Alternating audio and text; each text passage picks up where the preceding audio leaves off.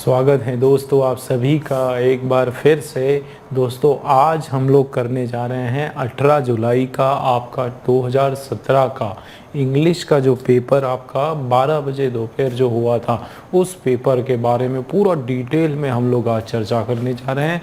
एक एक चीज़ें आप लोगों का जो कंसेप्ट है वो भी मैं करवाऊंगा, साथ में आपको जो ट्रिक्स है वो भी मैं बताने वाला हूँ। ट्रिकी तरीके से हम लोग इनको सॉल्व करने वाले हैं। चलिए क्वेश्चन नंबर 1 देख लेते हैं। देखो डायरेक्शन क्या दिया हुआ है, find the word which can be replaced for the given sentence. हमको एक शब्द पता करना है जो ऐसा हमको एक शब्द पता करना है जो इस सेंटेंस को रिप्लेस कर दे, इसका मीनिंग हमको बता दे। देखो ये क्या है, वर्ड रिप्लेसमेंट है आपका। क्या हो गया दोस्तों, ये वन वर्ड रिप्लेसमेंट का आपका क्वेश्चन है। ठीक है ना, आपका वन वर्ड रिप्लेसमेंट का ये क्वेश्चन है। क्या लिखा हुआ है देखो, a person in charge of museum, एक ऐसा पर्सन जो म्यूजियम की रखवाली करता है, देख रेख करता है, उसको हम क्या कहते हैं दोस्तों। जिम्नास्ट जो होता है वो तो आपका जिम जो रहता है या एथलीट होता है। ये जिम्नास्ट जो है आपका ये क्या होता है, एथलीट होता है। ठीक है, जो आपका स्पोर्ट्स या गेम से ये रिलेटेड होता है। कैलीग्राफिस्ट वो होता है जो आपकी राइटिंग सुधारता है, जो आपकी हैंड राइटिंग सुधारता है। ठीक है ना दोस्तों, आपकी हैंड राइटिंग या राइटिंग के अलग अलग जो गुण होते हैं, जो आर्ट होता है वो सिखाता है। ठीक है, जॉकी जो है वो हॉर्स को कंट्रोल करता है। ठीक है, हॉर्स का जो जॉकी होता है, या रेडियो का भी जो जॉकी होता है, वो सारा रेडियो का भी एक जॉकी होता है। ठीक है ना, तो ये उस काम में आते हैं। ठीक है, लेकिन हम लोग ये जो वर्ड है आपका क्यूरेटर, ठीक है, क्यूरेटर जो वर्ड होता है ना दोस्तों, ये आपका किसके लिए होता है, म्यूजियम के इंचार्ज के लिए। क्यूरेटर एक ऐसा है जो आपका म्यूजियम इंचार्ज होता है। ठीक है ना, क्या होता है आपका, म्यूजियम इंचार्ज होता है। चलिए ये मैं फिर से लिख देता हूँ आपका जो, ठीक है, ये आपका रेडियो के लिए भी हम लोग इसको यूज़ करते हैं। ठीक है ना दोस्तों तो क्यूरेटर आपका जो होता है वो सही वर्ड है म्यूजियम के लिए। एक देखो आप, क्यूरेटर आपने कहाँ सुना होगा, जो ग्राउंड्स को क्यूरेट करता है, जो आपका जो क्रिकेट का मैदान है या हॉकी का मैदान, उसको जो लेवल करने का काम करता है वो भी क्यूरेटर होता है। प्लस जो आपके म्यूजियम का रख रखाव करना, उसको गार्ड करना, उसकी रक्षा करना, उसका जो इंचार्ज होता है, उसका जो मुखिया होता है, बेसिकली आपका म्यूजियम का जो अध्यक्ष होता है उसको क्यूरेटर कहा जाता है। ठीक है, क्लियर है। चलिए नेक्स्ट क्वेश्चन देख लेते हैं। Find the word which can be replaced by the given sentence. Same आपका सेंस का है। देखो इसका आपको वन वर्ड पता करना है। क्या लिखा हुआ है आप देखो, एन एनुअल कैलेंडर, ठीक है, विथ पोजीशंस ऑफ स्टार। अब दोस्तों ये चार वर्ड आपके सामने हैं। चारों वर्ड्स जो हैं एक दूसरे से रिलेटेड है, चारों वर्ड्स जो हैं एक दूसरे से रिलेटेड हैं, लेकिन फिर भी चारों में कुछ ना कुछ डिफरेंस है। ठीक है, देखो चारों जो हैं अगर आप ध्यान से देखो, यहाँ पे बात हो रही एनुअल कैलेंडर की विद पोजीशन ऑफ स्टार, मतलब आपको उस कैलेंडर का नाम क्या होता है जिसमें स्टार्स की या सभी ग्रहों की, सभी तारों की, सितारों की, सभी ग्रहों के नाम लिखे हुए हैं उस बुक में, या उस कैलेंडर का नाम बताना है। तो दोस्तों ये जो एल्मेनिक होता है, ठीक है, ये एल्मेनिक जो होता है ये एक बुक होती है। ठीक है ना, बुक दैट, ठीक है, क्या होता है, that list the names of stars, ठीक है, names of stars and planets on yearly basis. ठीक है, ये जो आपका एल्मेनिक जो होती है ना दोस्तों, ये एक ऐसी बुक होती है, एक ऐसा कैलेंडर होता है जिसमें पूरी लिस्ट लिखी जाती है, कितने सितारे हैं, उनकी डिस्टेंस कितनी है ना, वो प्लैनेट्स की कितनी डिस्टेंस है, और on yearly basis. On which basis, on early basis नहीं होगा, ऑन ईयरली बेसिस हो जाएगा। ठीक है, ऑन ईयरली बेसिस, ठीक है, साल के बेसिस पर, ईयर के बेसिस पर उनका जो पूरा एक बुक में लिस्टिंग होती है उसको कहते हैं एल्मेनक।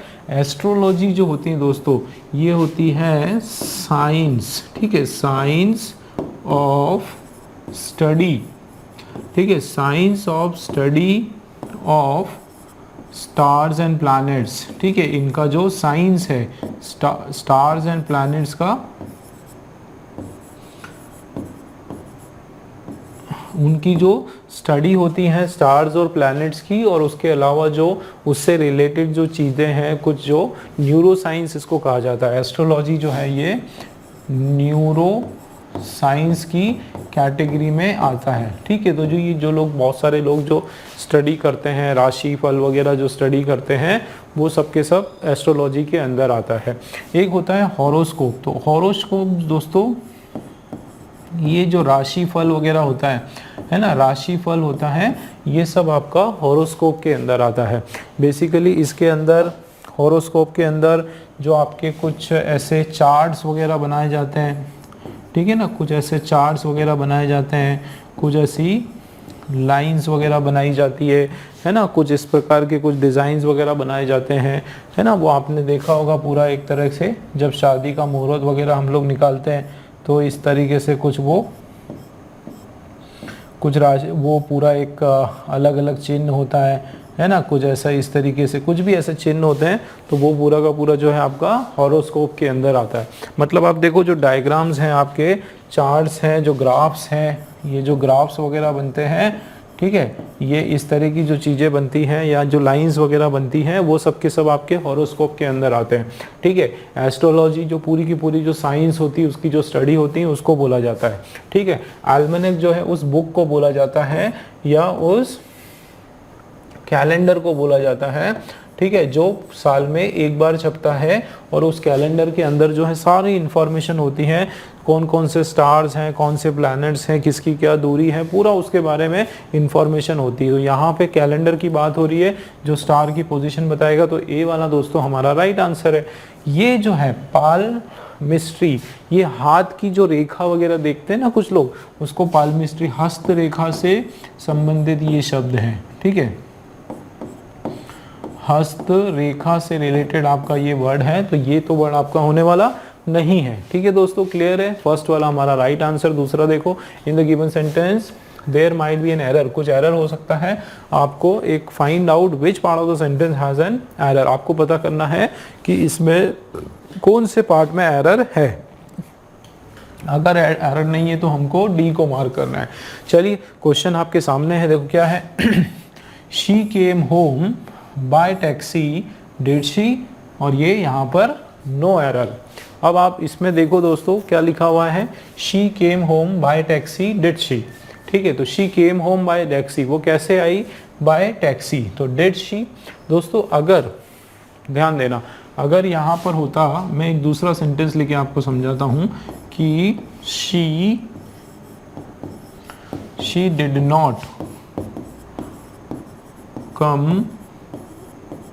Not come home bye taxi, ठीक है। तो यहाँ फिर हमारा हो जाता है ना, डिड नॉट, तो यहाँ हो जाता आपका, देखो क्या हो जाता, she did not come home bye taxi. अगर डिड नॉट यहाँ पे होता तो यहाँ हम लिख देते हैं डिड शी, ठीक है, इस तरीके से, ठीक है। लेकिन यहाँ पे क्या हो रहा है कि शी केम होम, मतलब यहाँ पे अगर आपका कोई भी हेल्पिंग वर्ब नहीं है, यहाँ पे कोई भी ऑक्सिलरी वर्ब आपका नहीं है, ध्यान देना दोस्तों, आपका कोई भी ऑक्सिलरी वर्ब यहाँ पर नहीं है, तो फिर हम लोग अगर इसको यहाँ पे इंट्रोगेटिव बनाना है तो आप उसमें डिड लगा सकते हो, कोई भी इसमें इंट्रोगेटिव। देखो ऑक्सिलरी वर्ब यहाँ पे क्या हो रहा है, एब्सेंट हो रहा है ना, तो ऑक्सिलरी वर्ब एब्सेंट हो रहा है, और फिर आपको एक इंट्रोगेटिव चेंज करना है, उसको किस में चेंज करना है, इंट्रोगेटिव में आपको इसको चेंज करना है। तो आप बिल्कुल ये पॉजिटिव सेंस में लिखोगे, डिड शी, डिड शी नहीं बोलोगे, क्यों, क्योंकि यहाँ पे आपका कोई भी ऑक्सिलरी वर्ब नहीं प्रेजेंट है। इसका क्या मतलब है कि यहाँ पे नो एरर आपका राइट है, ठीक है, नो एरर, कोई भी एरर इसके अंदर आपका नहीं है, ठीक है ना दोस्तों। चलिए नेक्स्ट देख लेते हैं हम लोग। ये देखो गिवन सेंटेंस है, इसके अंदर भी जो है एरर है, आपको एरर बताना है। क्वेश्चन है आपके सामने, she is the taller of the two women. अब इसमें हमको बताना है, देखो शी इज द टॉलर, तो basically she is the taller of the two women, दोनों वुमेन के बीच में वो क्या किया जा रहा है, कंपैरिजन किया जा रहा है। क्या किया रहा है, क्या किया जा रहा है, कंपैरिजन किया जा रहा है। ठीक है, कंपैरिजन SON, ठीक है, कंपैरिजन दोनों के बीच में किया जा रहा है।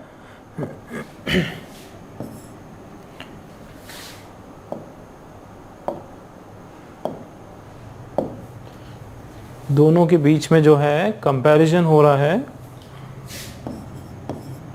ठीक है, क्या कंपैरिजन हो रहा है, देखो she is the taller of the two women. ठीक है, तो she is the taller of the two women, दो वुमेन से वो टॉलर है, तो यहाँ पे क्या होना चाहिए, ऑफ के बदले क्या होना चाहिए, देन होना चाहिए। ठीक है, क्योंकि टॉलर कभी आया तो क्या आने वाला है, उसके बाद देन आने वाला है, मतलब आपका जो एरर है वो किस में है, सी के अंदर आपका एरर है, क्योंकि ये कंपैरिजन की बात हो रही है। ठीक है दोस्तों, क्लियर है। अगला क्वेश्चन देख लेते हैं। फिफ्थ क्वेश्चन आपके सामने है, out of the given pose choose the most appropriate one to fill in the blank. सबसे अप्रोप्रिएट हमको चूज करना है। देखो क्या लिखा हुआ है, earlier people did not know that food dash cooked. यहाँ पर आपके सामने जो है, यहाँ पे दिए हुए ऑप्शन देखो क्या क्या दिया है, ये सब के सब आपके मॉडल ऑक्सिलरी है। क्या है ये, मॉडल ऑक्सिलरी वर्ब्स आपके सामने दिए हुए हैं। ठीक है, अब हम देखना है, earlier people did not no, पहले के टाइम पे क्या था, लोगों को पता नहीं था, क्या पता नहीं था लोगों को, कि दैट फूड डैश कुक, खाना जो है वो भी कुक हो जाता है, वो भी पक सकता है ना। लोगों को ये पता नहीं था कि जो खाना है उसको भी हम लोग क्या कर सकते हैं, पका सकते हैं, लोगों को ये जानकारी नहीं थी। तो इसमें earlier people did not know that food क्या होगा, कुड बी कुक्ड होगा, या फूड कुड कुक्ड।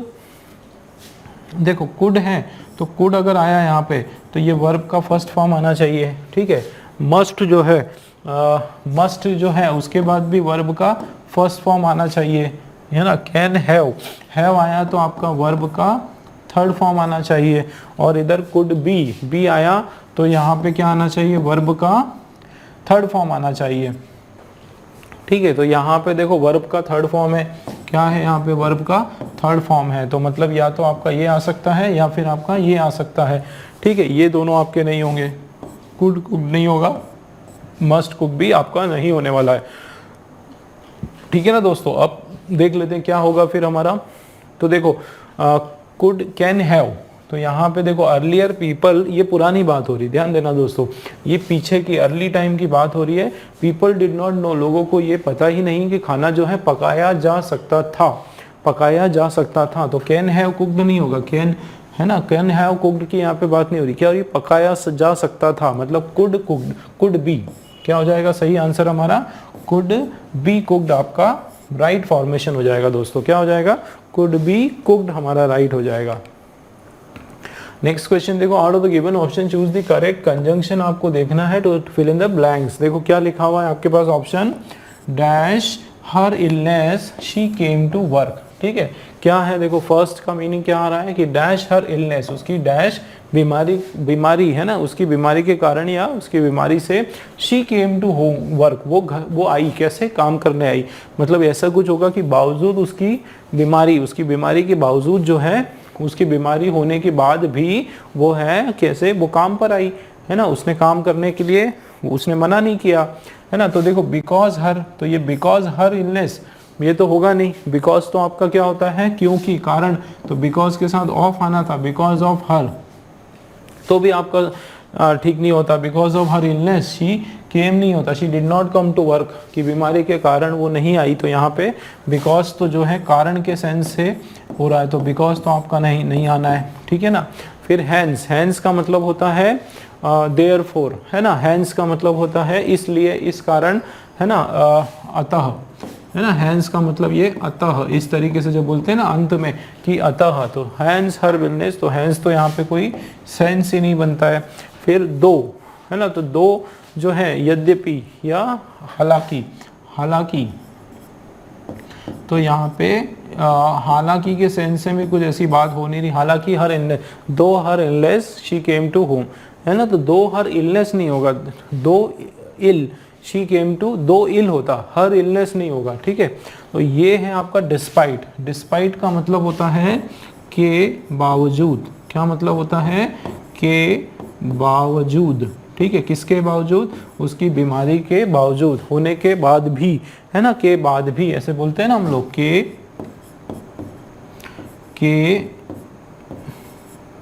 बाद भी, है ना, ऐसा होने के बाद भी, हर इलनेस मतलब उसके क्या हो जाएगा आपका यहाँ पे ये वाला सही हो गया, ठीक है ना। ये देखो, despite her illness she came to work, मतलब बीमारी, वो बीमार होने के बावजूद भी, बीमार होने के बाद भी जो है वो काम पर आई, ठीक। नेक्स्ट देखो, out of the given 4 option choose the one to join the 2 sentences given below to make a meaningful sentence. तो ठीक है दोस्तों, आपके सामने 2 सेंटेंस दिए हुए हैं, ठीक है, 2 सेंटेंस आपके सामने हैं, आपको इनको जोड़ना है।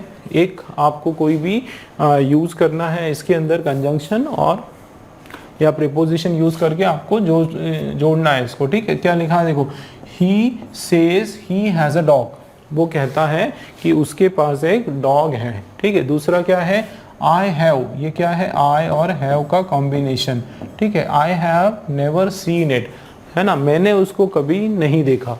तो वो कहता है कि उसके पास कुत्ता है, लेकिन, है ना, मैंने उसे कभी नहीं देखा, है ना, हालांकि, है ना, वो कहता है, देखो वो तो कहता है कि उसके पास डॉग है, हालांकि मैंने उसको कभी नहीं देखा।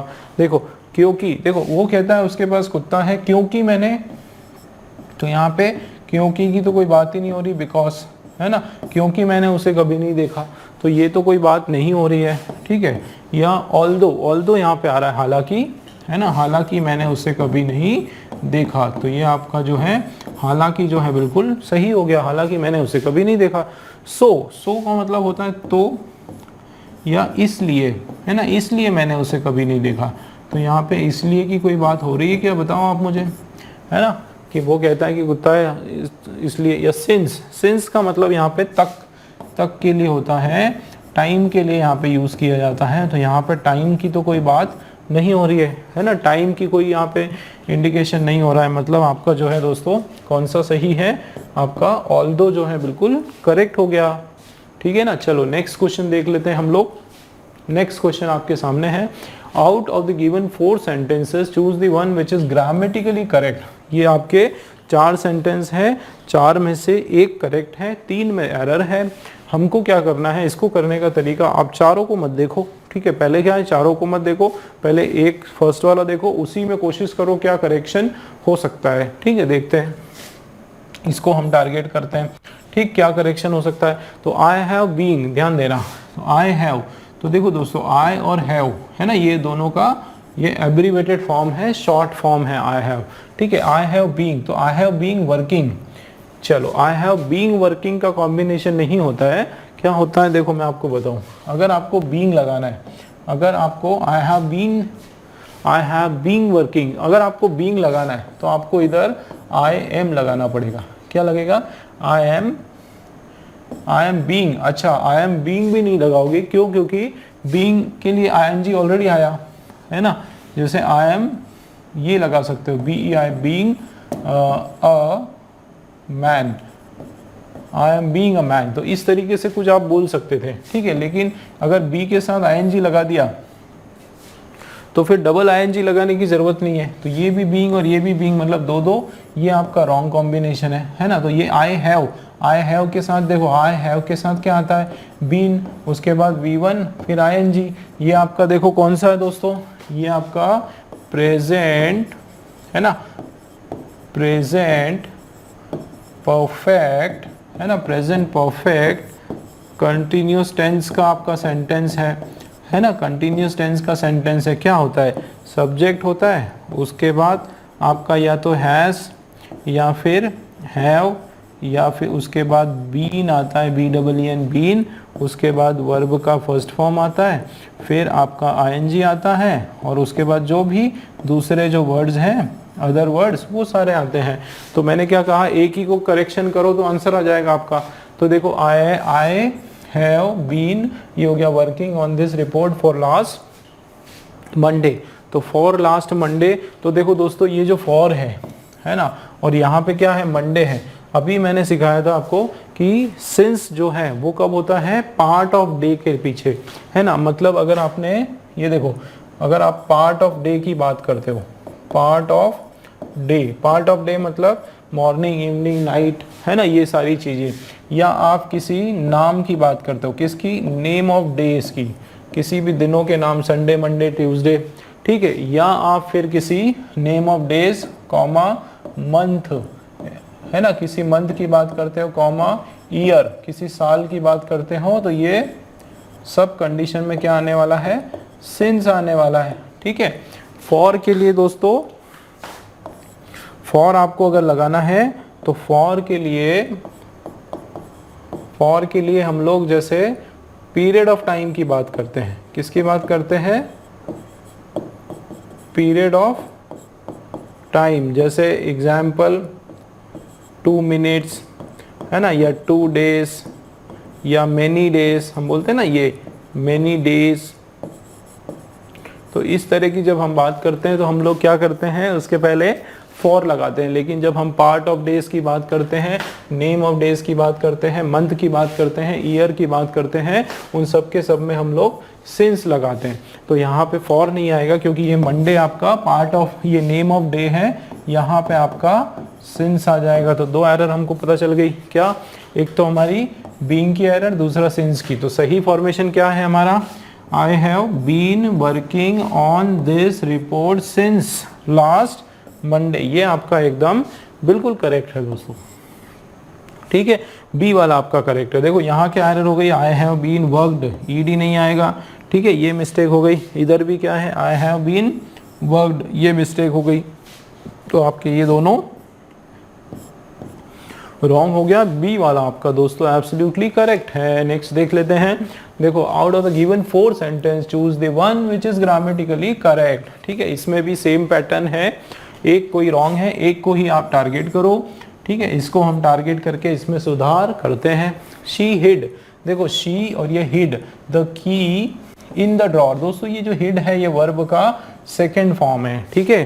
क्यों, क्योंकि देखो हिड जो है, ये देखो V1, V2 और V3, तो हिड जो है तीनों में यही होता है, हिड, ठीक है। अच्छा नहीं ये नहीं होता है, सॉरी, इसमें क्या होता है, इसका वर्ब का फर्स्ट फॉर्म होता है हाइड। इसका जो वर्ब का फर्स्ट फॉर्म है दोस्तों वो होता है आपका हाइड, ठीक है। और वर्ब का सेकेंड फॉर्म आपका जो है, सेकेंड फॉर्म आपका हिड होता है, थर्ड फॉर्म भी जो है आपका हिड ही होता है। तो ठीक है, हाइड, हिड, तो ये आपका वर्ब का सेकेंड फॉर्म है। तो देखो इसका मीनिंग देखो, she hide the key in the drawer. उसने क्या करा, उसने छुपाया। क्या छुपाया, उसने चाबी छुपाई। कहाँ पे छुपाई, ड्रॉअर के अंदर उसने चाबी छुपाई। अब इसमें देखा जाए तो वर्ब का पास्ट टेंस लग सकता है भाई, इसमें कोई प्रॉब्लम नहीं। शी हिड, उसने छुपाई, क्या छुपाई, चाबी छुपाई। कहाँ छुपाई, ड्रॉअर के अंदर छुपाई। इसमें कोई गलती तो नहीं दिख रही है, ठीक है, तो ये सही हो सकता है। अगला देख लेते हैं, शी हैज़ हिड, तो शी हैज़ हिड द, उसने वो छुपा चुकी है ना। तो हिड, हाइड, हिड और hidden, hide, hid, hided, hid भी होता है, ठीक है, हिड और hidden. She has hidden the key, I think, हाँ, she has hidden the key in the drawer. अच्छा, she have hidden the key, she hid होता है। देखो इधर क्या दिया हुआ है यहाँ पे, she has hide the key in the drawer, मतलब ये परफेक्ट टेंस में सेंटेंस दे दिया। तो वो जो चाबी है वो ड्रॉवर में छुपा चुकी है, ठीक है। कहाँ पे क्या कर चुकी है, अच्छा, तो ये यहाँ पे हिडन आएगा, ठीक है। यहाँ पे जो है वर्ब का थर्ड फॉर्म हिडन होता है। चलो ठीक है, ये हो गया हमारा हिड, हाइड हो गया, सेकेंड हिड हो गया, थर्ड हिडन हो गया। तो सीधी सी बात है, जब यहाँ पे हैज़ है, वर्ब है, तो यहाँ पे V3 आना चाहिए। क्या आना चाहिए, V3, तो ये आपका रॉन्ग हो गया। यहाँ पे हैज़ है, ये V3 आना चाहिए, रॉन्ग आ गया, ठीक है। यहाँ पे हैज़ है, ये V3 आना चाहिए, रॉन्ग आ गया, मतलब आपका ये सही है, ठीक है ना। आपका जो है फर्स्ट वाला दोस्तों बिल्कुल एब्सोल्युटली करेक्ट है। चलिए नेक्स्ट देख लेते हैं। Out of the given 4 word, 4 word आपके सामने दिए हैं, एक वन इज स्पेल्ड करेक्टली, किसी एक की स्पेलिंग करेक्ट है, बाकी जो है वो आपको क्या करना है, दैट इज करेक्ट, मतलब 3 आपके रॉन्ग है और एक की स्पेलिंग करेक्ट है। चलिए देख लेते हैं। अच्छा, ये होता है डायटी, तो डायटी जो वर्ड है वो बनता है डायट से, DIET, डायट से, लेकिन ये डायटी कुछ नहीं होता है, ऐसा कोई वर्ड होता नहीं है। एक्चुअल में ये वर्ड क्या लिखा जाना था, ये वर्ड ये लिखाना था DEITY। डायटी का मतलब होता है देवी देवता है, देवी देवता, ठीक है, हमारे जो देवी देवता है ना, उनको DT बोलते हैं। क्या बोलते हैं उनको, DT बोलते हैं। फिर है हमारा डिसअपॉइंट, तो डिसअपॉइंट की भी स्पेलिंग गलत है, यहाँ पे डबल एस नहीं आएगा, ये क्या हो जाएगा आपका DISAPPOINT,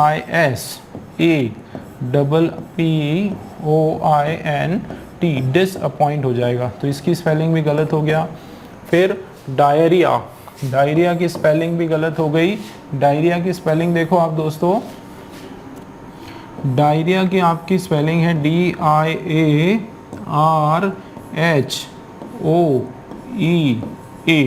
ठीक है, बिल्कुल अलग स्पेलिंग है उसकी। क्या स्पेलिंग है आपको याद रखना है, डायरिया। फिर से देखो DIARHOEA, ठीक है, DIARHOEA, ये आपकी डायरिया की राइट स्पेलिंग है, ठीक है।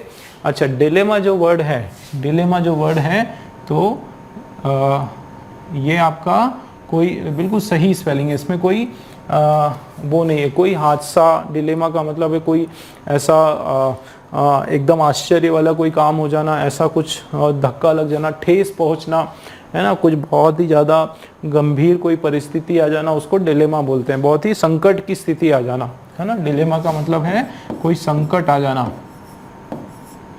ठीक है।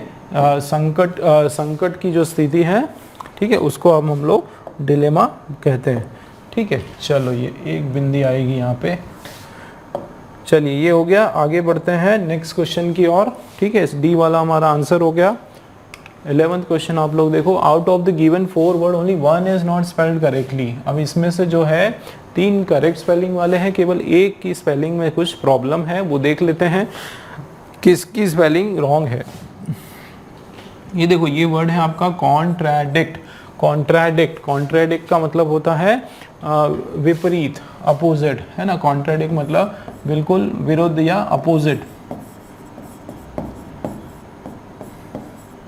बिल्कुल उससे उल्टा, उलट जिसको बोलते हैं ना, इसका उलट, उससे बिल्कुल उल्टा। तो इसकी स्पेलिंग में कोई प्रॉब्लम नहीं, बिल्कुल करेक्ट है इसकी स्पेलिंग। हमको दोस्तों वो चाहिए जो रॉन्ग स्पेलिंग वाला है, ठीक है, तो हम इस पर टिक नहीं लगाएंगे, हमको वो चाहिए जिसकी स्पेलिंग रॉन्ग है, वो हमारा सही आंसर हो जाएगा। कन्वीनियंस, देखो कन्वीनियंस, कन्वीनियंस का मतलब होता है सुविधा, ठीक है, आपकी सुविधा अनुसार, तो ये आपका कन्वीनियंस तो मीनिंग हो गया, लेकिन कन्वीनियंस की स्पेलिंग जो है वो भी बराबर है ना, कन्वीनियंस, NIENCE, इसमें कोई प्रॉब्लम नहीं। कॉलोनल, ठीक है, कॉलोनल जो है कोई पद के लिए भी हम लोग यूज़ करते हैं, ठीक है, पदवी जो देते हैं ना, पद, अंग्रेजों के टाइम पे कुछ पद देते थे कॉलोनल, तो इसमें भी स्पेलिंग इसकी बराबर है, इसमें भी कोई प्रॉब्लम नहीं है, ये भी सही है और ये भी सही है। इसकी स्पेलिंग आपकी कंपटीशन की, ठीक है, प्रतियोगिता जो है इसका मीनिंग, इसकी स्पेलिंग गलत हो गई। इसकी स्पेलिंग ध्यान रखना दोस्तों, बहुत कॉमन एरर है ये, बहुत ज़्यादा मिस्टेक्स होती है। इसकी स्पेलिंग है आपकी कॉम, PI नहीं आएगा, PE आएगा, TION, ठीक है ना, कॉम्पेटिशन, उसको बोलते कॉम्पिटिशन है बट वो कॉम्पेटिशन होता है, PE लगेगा, ठीक है। ये आपका एरर हो गया, तो ये आपका जो है रॉन्ग स्पेलिंग वाला ऑप्शन है, ठीक है, क्लियर है। 12th क्वेश्चन आप लोगों के सामने है, देखो, fill in the blanks with the correct article. अब आपको इसमें एक आर्टिकल यूज करना है, ठीक है। देखो क्या है आपका सेंटेंस, क्या है आपका, dash book which I want is not available, book which I want is not available. अब इसमें अगर मैं हिंदी करूँगा तो क्या होगा कि वो किताब है ना जो मुझे चाहिए, किताब जो मुझे चाहिए वो नहीं है उपलब्ध, है ना। मतलब सीधी सी बात है, मैं दुनिया की सारी किताबों की बात नहीं कर रहा हूँ, मैं किसकी बात कर रहा हूँ, मैं उस किताब की बात कर रहा हूँ जो मुझे चाहिए। मतलब उस किताब के बारे में मुझे सारी इंफॉर्मेशन है, मतलब वो किताब जो है ये क्या हो गया, एक तरह से डेफिनेट हो गया, है ना। डेफिनेट एक कोई वस्तु हो गई, है ना, डेफिनेट मटेरियल हो गया, डेफिनेट थिंग हो गया, ठीक है। कोई निश्चित वस्तु हो गई, कोई निश्चित वस्तु हो गई, है ना, कोई एकदम स्पेसिफिक वस्तु हो गई। मतलब मैं किसी एक पर फोकस कर रहा हूँ, मैं एक उस किताब पर फोकस कर रहा हूँ, जो मुझे चाहिए वो नहीं मिल रही, तो इसलिए दुनिया की सारी किताबों से हटा के मैंने उस एक किताब को मुझे चाहिए, है ना, उस पर्टिकुलर किताब की बात कर रहा हूँ। मतलब ऐसी कंडीशंस में दोस्तों द आता है, ठीक है। डेफिनेट जब हम बात करते हैं, किसी निश्चित चीज़ों की बात करते हैं, तो उस कंडीशन में क्या आता है, द आता है। तो देखो क्या होगा, the book which I want is not available, जो किताब मुझे चाहिए वो अवेलेबल नहीं है, ठीक है। अगर ऑप्शंस की बात करें तो इसमें अगर दूसरे तरीके से बात करें, अगर आपको डेफिनेट इंडेफिनेट का थोड़ा सा कंसेप्ट कम समझ में आता है, तो दूसरे तरीके से बात करें तो यहाँ पे क्या आ सकता है, या तो ए आएगा या फिर द आएगा, ठीक है, या तो ए आएगा या फिर द आएगा, तो एन तो आपका नहीं आएगा, ठीक है।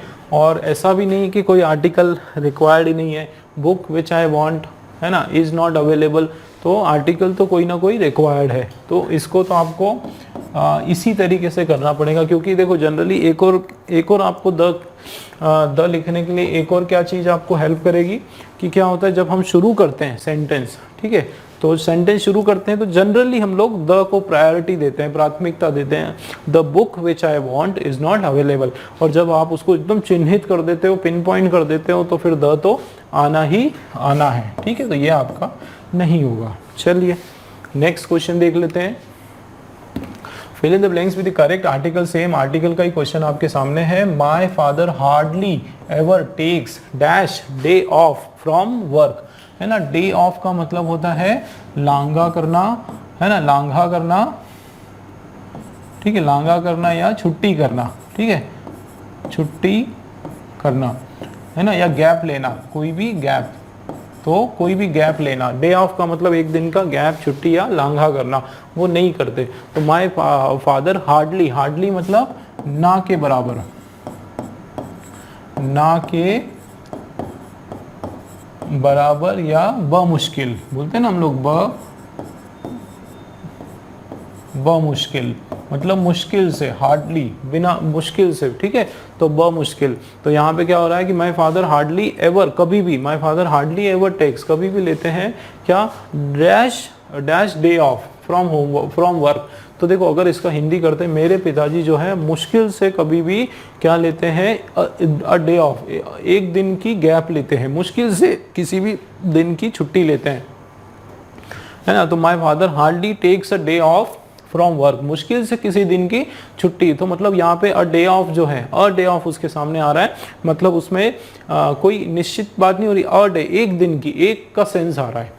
किसका सेंस आ रहा है, एक पर्टिकुलर डे, मुश्किल से एक दिन की डे, एक दिन की या किसी दिन की छुट्टी लेते हैं, तो किसी एक दिन की छुट्टी लेते हैं, तो एक का सेंस आ रहा है। तो मतलब यहाँ पे जो है आपका अ आर्टिकल आने वाला है, ठीक है दोस्तों। देखो my father hardly ever takes a day off from work, है ना, एक दिन का ऑफ जो है काम के लिए लेते हैं। तो यहाँ पे एक वन से बात हो रही है, ठीक है, काउंटिंग की बात हो रही है, तो इसलिए हमने यहाँ पे ए हमारा सही आंसर आ जाएगा। चलिए अगले क्वेश्चंस की डायरेक्शन है, आपको फिल इन द ब्लैंक्स करना है विद करेक्ट प्रीपोजिशन लगाकर। क्वेश्चन है आपका, there were dash 100 people at the lecture, ठीक है, तो there were dash 100 people, 100 people है, देयर आर बिसाइड, तो बिसाइड का मतलब होता है साइड में, बगल में, क्या मतलब होता है, बगल में। तो यहाँ पे बगल में की तो बात नहीं हो रही, देयर आर बिसाइड 100 पीपल नहीं हो रहा है। देयर आर फ्रॉम, फ्रॉम मतलब कहीं से, तो भाई फ्रॉम तो अलग ही होता है, कहीं से आप आते हो, फ्रॉम किसी से, कहीं से, है ना। देखो फ्रॉम का क्या मतलब होता है, या तो कहीं से, ठीक है, या किसी से, कहीं से या फिर आपका किसी से, तो दोनों का यहाँ पे मतलब जम नहीं रहा है ना। विथ, तो देयर आर विथ मतलब के साथ, है ना, के साथ, तो ऐसा तो कोई यहाँ पे सेंस निकल के आ नहीं रहा है। फिर ओवर, ओवर मतलब के लगभग, या से पार मतलब से ज़्यादा, तो देयर वर ओवर, है ना, over 100 people at the lecture, तो लेक्चर में कितने लोग थे, 100 लोगों से अधिक, है ना। ओवर का मतलब होता है यहाँ पे अधिक, क्या मतलब होता है, अधिक या से ज़्यादा, से ज़्यादा, या मोर देन के सेंस में यहाँ पे आ रहा है, मतलब ठीक है, मोर देन के ऊपर है ना, से ऊपर, से ऊपर, उस सेंस में ये मीनिंग आ रहा है कि 100 लोगों से ज़्यादा वहाँ पर है। ठीक है, तो हमारा ये वाला आपका राइट हो गया। चलिए नेक्स्ट देखो, they will serve lunch dash noon, noon आ रहा। देखो दोस्तों एक चीज़ याद रखो, नून जो है, नून का मतलब होता है आपका 12 PM। ठीक है, नून का क्या मतलब होता है, 12 PM, मतलब एग्जैक्ट टाइम, शार्प टाइम हो रहा है। वैसे ही अगर मैं बात करूं आपका मिडनाइट, आपका जो वर्ड है क्या, मिडनाइट, मिडनाइट जो है उसको क्या बोलते हैं, मिडनाइट जो है वो आता है आपका 12 AM। ठीक है, 12 क्या है, AM। तो ये जो दोनों जगह हैं इनके पास में क्या लगता है, एट, जब एग्जैक्ट टाइम हो। ठीक है, एग्जैक्ट टाइम हो तो हम लोग क्या लगाते हैं, एट लगाते हैं, एट प्रीपोजिशन हम लोग यूज करते हैं। ठीक है, एट प्रीपोजिशन हम लोग कहाँ यूज करते हैं, देखो फॉर एग्जैक्ट टाइम। ठीक है, exact time and place, exact time और प्लेस के लिए हम लोग एट प्रीपोजिशन लगाते हैं। ठीक है, अमंग का मतलब होता है के बीच, के बीच में, सबके बीच में। ठीक है, बीच में, लेकिन एक से ज़्यादा। ठीक है, एक से अधिक, एक से अधिक के बीच में जब हम बात करते हैं तो अमंग लगाते हैं। जैसे इसका एक एग्जाम्पल है, ठीक है, इसका एक एग्जाम्पल है डिस्ट्रीब्यूट। ठीक है, डिस्ट्रीब्यूट दीज चॉकलेट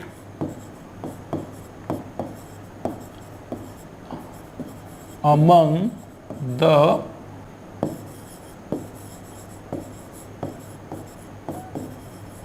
ये देखो, distribute these chocolates among the student, मतलब ये जो चॉकलेट है ये क्या करो, बच्चों के बीच में बांट दो, है ना। तो अमंग मतलब के बीच में, के बीच में के सेंस में आ रहा है। इनटू मतलब के अंदर, एकदम डुबकी लगाते हुए। ठीक है, इनटू के अंदर, तो ये तो आपका नहीं होगा, के अंदर। ठीक है, और उसमें कोई ना कोई मूवमेंट भी हो रहा है। विद तो हमने अभी समझा कि के साथ के सेंस में, तो आपका राइट आपको पहले ही पता चल गया। एग्जैक्ट जगह के लिए हम लोग क्या यूज करते हैं, एट यूज करते हैं। ठीक है, देखो 16 क्वेश्चन आपके सामने, sentence with an underline word दिया हुआ है आपके पास। ठीक है, उसमें हमको क्या करना है, find the word which is opposite to the highlighted word. तो एक वर्ड है, मैं आपको अंडरलाइन कर देता हूँ वो वर्ड, उसका आपको अपोजिट देखना है। तो the rapid growth of opposition to the plan has surprise, ये जो वर्ड है इसका हमको अपोजिट ढूंढना है। ठीक है, तो देखो ये वर्ड है rapid growth of opposition to the plan has surprise the council. क्या मीनिंग है, जो इतनी रैपिड का मतलब होता है क्विक, क्या होता है, क्विक होता है, फास्ट होता है। ठीक है, जल्दीबाजी वाली, जल्दी वाली।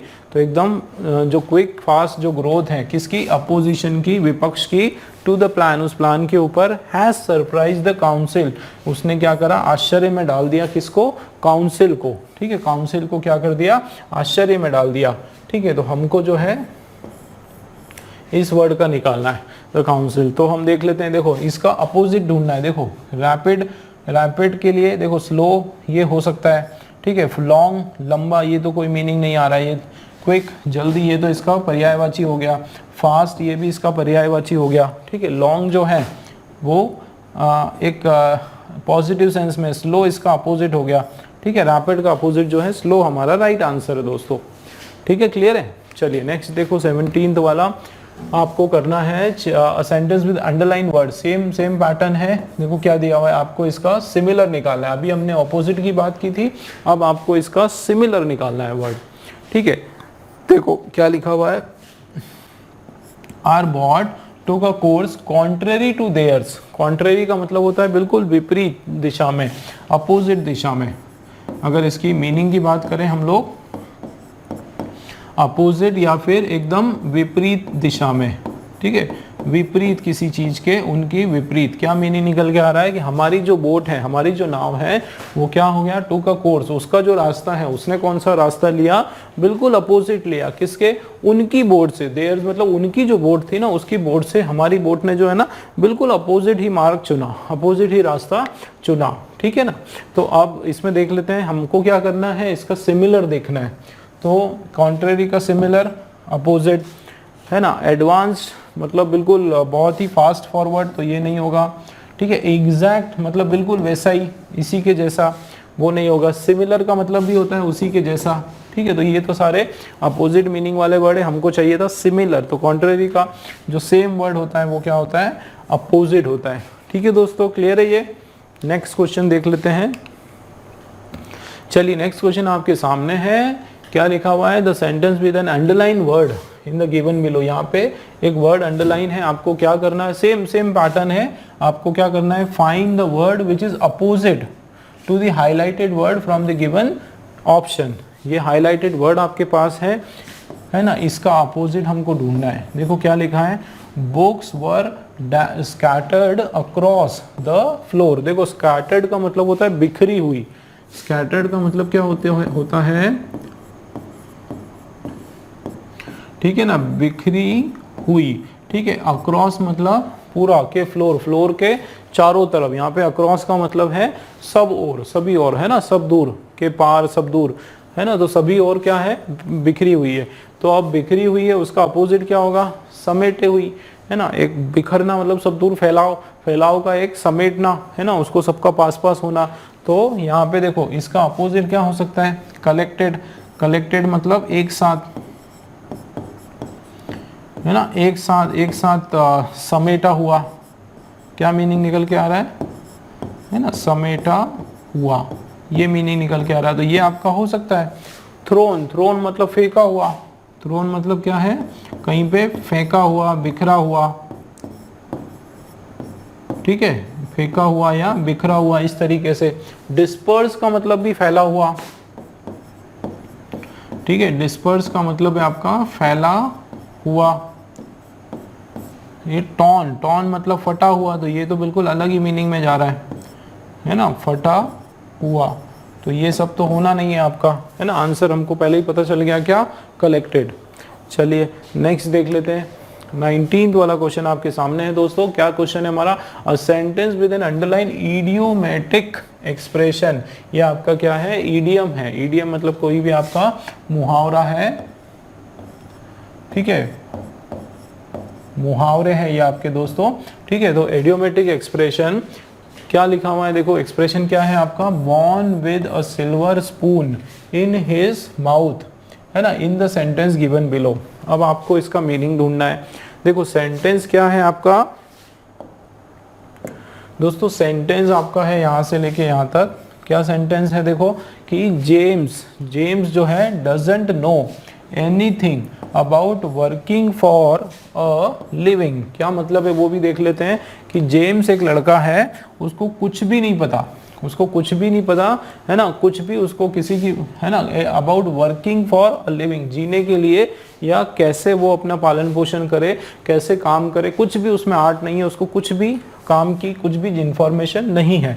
ठीक है। आगे क्या लिखा है, ही वॉज, वो मतलब कौन है, एक तरह से he was born with a silver spoon. जो होता है ना कि चांदी की चम्मच के साथ ही उसने अपने मुंह में, चांदी की चम्मच के साथ में उसने क्या कर लिया, जन्म ले लिया। इसका मतलब उसको जो सारी जो सुख सुविधाएं हैं, ठीक है ना, सारी सुख सुविधाएं उसको पहले से ही मिल गई, मतलब उसको कुछ करने की जरूरत ही नहीं है। तो अब क्या हुआ कि जब उस पर मुसीबत आई तो उसका सामना करने की भी उसके अंदर काबिलियत नहीं बची, क्योंकि उसको तो हमेशा लाड़ प्यार में बहुत ही उसमें संभाला है। तो देखो क्या बात हो रही है यहाँ पे, एक तो नन ऑफ दी अबव बाद में देखेंगे, पहले बी देख लेते हैं। Surrounded by poverty and misery. देखो गरीबी और माइजरी मतलब दुख तकलीफ। ठीक है, दुख और तकलीफ, दुख से, तो ऐसा तो यहाँ पे आ नहीं रहा है। ठीक है। सिल्वर स्पून, चांदी की चम्मच है, वो भी उसके मुंह में, वो भी बचपन से ही है ना, उसका जन्म ही उससे हुआ है, मतलब बहुत रईसी में उसका जन्म हुआ है। तो ये तो आपका नहीं होने वाला है। फिर बॉर्न हैंडीकेप का मतलब होता है बिल्कुल अपंग, अपंगता से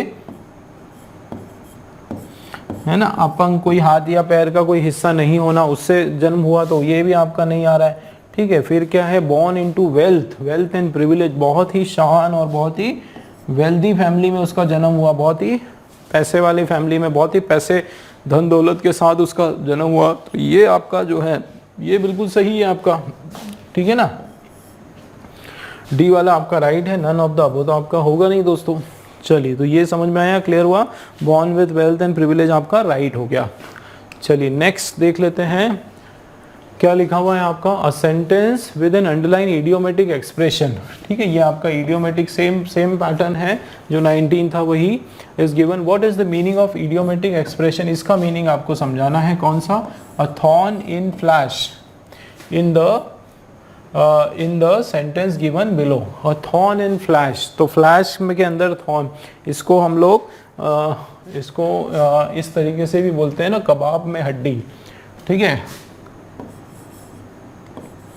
इसको हिंदी में जो है कबाब में हड्डी,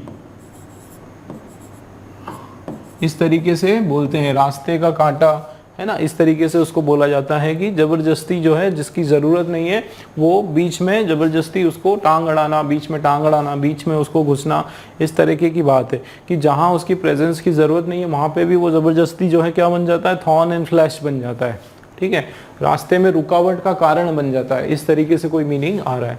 अब देख लेते हैं, जॉन जो है क्या है, जॉन कौन है, was a thorn in my flash, वो क्या है, एक तरह से जॉन मेरे फ्लैश में थॉर्न की तरह है, फॉर ईयर्स, कई सालों से, before I finally got rid of him, finally जब मैंने उससे क्या कर लिया, गॉट रेड मतलब छुटकारा पा लिया, तब तक वो क्या था, मेरे कई सालों तक मेरे कबाब में हड्डी था या मेरे फ्लैश में थॉर्न जैसा था।